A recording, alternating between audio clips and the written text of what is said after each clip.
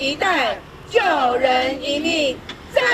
台南市婦女會發起號召，結合東區婦女會、東區聯心會、中西區婦女會、中西區慈誠會、南區婦女會、南區365愛心會、北區婦女會、北區仁愛姊妹會、安平區古堡姊妹會、安南區婦女會、安南區慈愛會等10個協會共同協辦的大型關懷活動，1日上午在台南公園熱情展開。因為缺血是非常的嚴重吼，在我們的 O 型血還有我們的 A 型血都非常的欠缺，所以我們就是考量這個大家沒辦法捐血的時間吼來舉辦，然後也是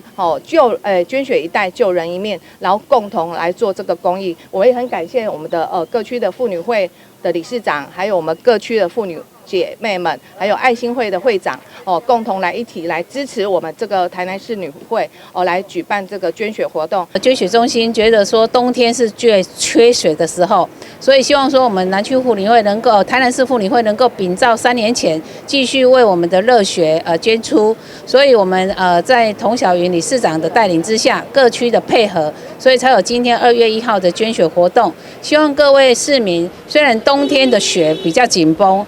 希望你們能夠捲起你的袖子，捐出你們的熱血。關係中心指出，目前全台血庫存攏明顯不足，其中以O型的上欠，庫存無夠5天。童曉雲講，捐血不只是日記助人，更讓予無數的愛傳達落去。為感謝大家滿袖捐的血，現場嘛有準備專人禮券以及乾拌麵等禮品，送予捐血朋友。台南市婦女會持續這年舉辦捐血活動，傳達愛甲善的關懷。伊也希望有更多民眾會當做伙加入捐血行列。台南新聞張偉忠採訪報道。